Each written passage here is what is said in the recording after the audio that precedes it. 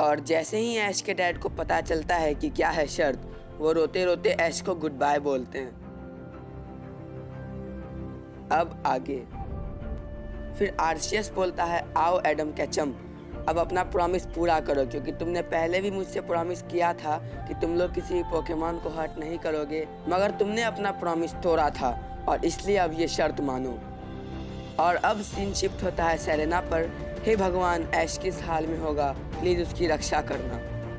अभी अभी नासा से न्यूज़ मिली है कि एस्ट्रॉयड इम्पैक्ट का बस 1 घंटा बचा है और अब नासा ये भी कह रही है कि एस्ट्रॉयड को तबाह करने का अब कोई भी ऑप्शन नहीं बचा है और इस एस्ट्रॉयड की स्पीड तो बढ़ती ही जा रही है। ये अनुमान लगाया जा रहा है कि लगभग पूरा एशिया इससे बर्बाद हो सकता है और सभी एशियन से निवेदन है, आप हिम्मत ना हारे, भगवान पे विश्वास रखें, सब ठीक हो जाएगा। और अब सीन शिफ्ट होता है ऐश और उसके डैड और आर्शियस पर।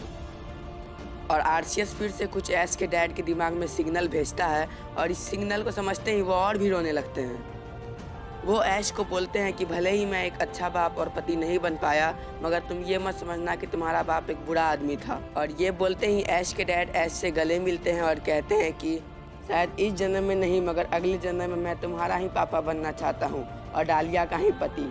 चलो गुड बाय। और ये बोलते ही ऐश के डैड हवा में उड़ जाते हैं। अब एस्ट्रॉयड इम्पैक्ट का बस 5 मिनट ही रह गया है और ऐश के डैड के अंदर से बहुत सारी लाइट निकलने लगती है और ऐश बिल्कुल शॉक होकर ये सब चीज़ विटनेस कर रहा होता है। अब एस्ट्रॉयड इम्पैक्ट का बस 30 सेकेंड ही रह गए हैं। Dad dad. और फिर ऐश के डैड के अंदर से लाइट और भी तेज़ी से निकलने लगते हैं और फिर वो नीचे गिर जाते हैं। Asteroid impact will be in 5 4 3 2 1।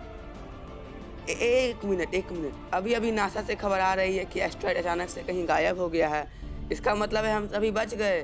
और जैसे ही ऐश अपने डैड को देखता है, बहुत देर हो चुकी होती है और ऐश के डैड की बॉडी पूरी तरह से जल जाती है और उनकी सांस भी थम चुकी होती है। तुमने इनके साथ ऐसा क्यों किया? ऐश आर्शियस से पूछता है। तो आर्शियस बोलता है कि तुम्हारे डैड एक काफ़ी ब्रेव और अच्छे इंसान थे। उन्होंने खुद का सेक्रीफाइस किया और पूरी दुनिया को बचाया, लेकिन ये शाप तुम्हें लगने वाला था, लेकिन उन्होंने इस शाप को अपने ऊपर लेके खुद का सेक्रीफाइस किया। वादा करो मुझसे कि कभी भी अपने डैड की सेक्रीफाइस को बर्बाद नहीं होने दोगे। और ऐश बोलता है, हाँ, मैं कभी भी अपने डैड के सेक्रीफाइस को बर्बाद नहीं जाने दूंगा। और तभी वहाँ पे सेलेबी आती है और एक इमोशनल और मोटिवेशनल सा बैकग्राउंड म्यूजिक बजने लगता है और फिर क्रेडिट सीन चलने लगते हैं और यहीं पर द लेजेंडरी एनीमे पोकेमॉन खत्म हो जाता है।